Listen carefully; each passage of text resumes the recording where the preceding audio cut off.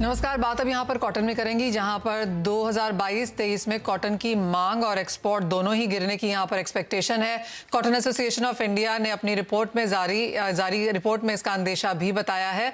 हमारे साथ cotton association of India के प्रेसिडेंट अतुल गनात्रा भी जुड़े हैं। अतुल जी नमस्कार। जहाँ तक प्रोडक्शन की बात है, वो नंबर्स तो आपने चेंज नहीं किए हैं, जो लास्ट मीटिंग थी वो वहीं के वहीं हैं। एक्सपोर्ट में ऑफकोर्स यहाँ पर गिरावट है, कंजम्पशन नंबर्स में भी यहाँ पर थोड़ी सी मंदी नजर आती है। एक्सपोर्ट और कंजम्पशन दोनों ही नंबर्स को आप कैसे देखते हैं? जी, गुड मॉर्निंग मनीषा जी। देखिए, प्रोडक्शन हमने सेम रखा है 344 लाख बेल्स। जो लास्ट ईयर का हमारा क्रॉप था 307 लाख बेल्स, तो करीब करीब 12% क्रॉप हमने इस साल बढ़ाया है।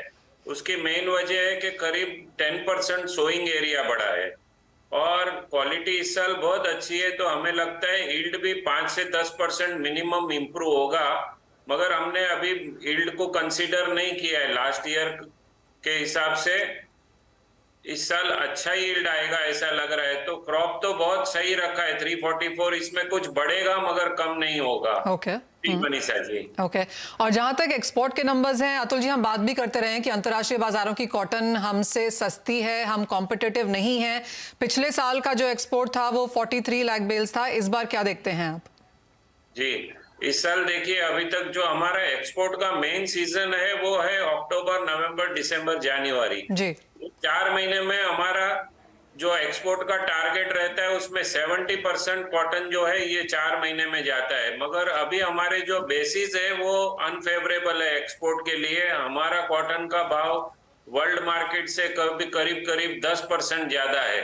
तो अगर हमारे भाव कम होंगे या तो आइस फ्यूचर बढ़ेगा और हमारे भाव स्टेडी रहेंगे तो ही एक्सपोर्ट पॉसिबल है। और जो हमारे बांग्लादेश, हमारा मेन एक्सपोर्ट 60-70% बांग्लादेश होता है। बांग्लादेश में अभी फॉरेन एक्सचेंज नहीं है, उनको एलसी का पेमेंट करने के लिए पैसा भी नहीं है। तो लगता है कि एक्सपोर्ट का जो टारगेट था, पहले हमने 35 लाख बेल्स रखा था, अभी रिवाइज करके 30 रखा है। पर ऐसा ही पोजीशन रहा तो ये 30 भी होते हुए नहीं दिखता है मनीषा जी। चीन की तरफ से किस तरह की मांग है, क्योंकि वहां पर जिस तरह से बाजार खुल रहे हैं, आपको लगता है कुछ सपोर्ट वहां से आएगा? वो देखना पड़ेगा। अगर चाइना से कुछ डिमांड आया तो ही हमारा मार्केट से कुछ एक्सपोर्ट पिकअप होगा। मगर उनका जो यान का रेट है वो हमारे से 20 रुपया किलो कॉटन का यान कम में बेच रहे हैं। तो ऐसा नहीं रहा है कि चीन की तरफ से भी कोई कॉटन का डिमांड आएगा, ऐसा नहीं लग रहा है। हमारे भाव आज ऑस्ट्रेलियन कॉटन से भी ज्यादा है। इंडियन कॉटन के जो ऑस्ट्रेलियन कॉटन अगर लेंगे तो 4-5% रियलाइजेशन ज्यादा आएगा, तो उससे भी हमारे भाव ज्यादा है मनीषा जी। ओके। अतुल जी, अगर भारतीय कंजम्पशन की बात करें तो यहाँ पर ऑफकोर्स मिलों ने अपनी कैपेसिटी बंद कर दी थी, कम कर दी थी कॉटन के प्राइसेस की वजह से। अब किस तरह की आवक है, क्या मिलें वापस से खुलना शुरू हुई हैं? जी देखिए, थोड़े भाव जो है वो 70,000 से कम होके 63,000 हुए थे, मगर अराइवल पिकअप नहीं हुई क्योंकि फार्मर जो है उन्होंने लास्ट ईयर 12 से 14,000 रुपया क्विंटल का भाव देख लिया और इस साल भाव है 8,000 से 8,500, तो वो जल्दी कपास बेच नहीं रहे हैं। और इस वजह से जो 63,000 के भाव थे वो फिर से बढ़ के 69,000 हो गए। तो जो मिलों को थोड़ा पैरिटी आया था या लॉस कम हुआ था, वो फिर से लॉस बढ़ गया। तो अभी जो है वो इंडियन मिलें 40-60% कैपेसिटी पे चल रही है और इसीलिए हमने जो हमारा कंजम्पशन रखा था ईयरली 320 लाख बेल्स, वो कम करके 300 लाख बेल्स रखा है। मगर प्रॉब्लम क्या है मनीषा जी, हमारे स्पिनिंग इंडस्ट्री में एक नया ट्रेंड चालू हुआ है जो मैं 45 ईयर से बिजनेस में हूँ, मैंने नहीं देखा।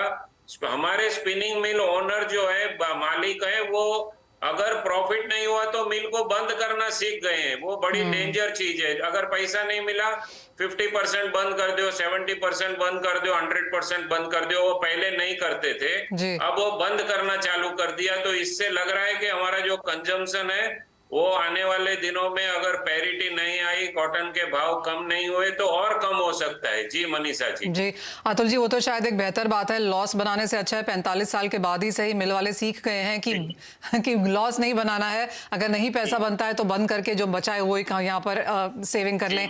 रुपेश, आप कैसे देखते हैं ओवरऑल कॉटन के फंडामेंटल्स? आपका क्या व्यू है प्राइसेस पे? कॉटन राइट नाउ अगर कॉटन मार्केट देखें तो day before yesterday in international market upper freeze थी, कल लोअर फ्रीज थी, मींस ह्यूज वॉलेटिलिटी अभी चल रही है, huge speculation market in international market में चल रहा है। इंडियन मार्केट में अभी भी दिसंबर के बाद में जनवरी वाला वायदा खुला नहीं है एमसीएक्स में। MCX is trying is best कि जल्दी शुरू हो जाए। एक बार जनवरी वाला वायदा शुरू हो जाएगा, उसके बाद में आगे के लिए क्या करना है, कैसे करना है, उसकी अभी हेजिंग मैकेनिज्म के लिए कोई भी प्लेटफॉर्म अवेलेबल नहीं है। सो नवंबर दिसंबर में भी ओपन इंटरेस्ट बहुत कम है, लेकिन हाँ 8% मुझे ऐसा लग रहा है कि 70,000 के ऊपर का बाजार 8% वहां पे बाजार रुकना चाहिए, ऐसा लग रहा है। आने वाले दिनों में अराइवल्स बढ़ने की गुंजाइश है।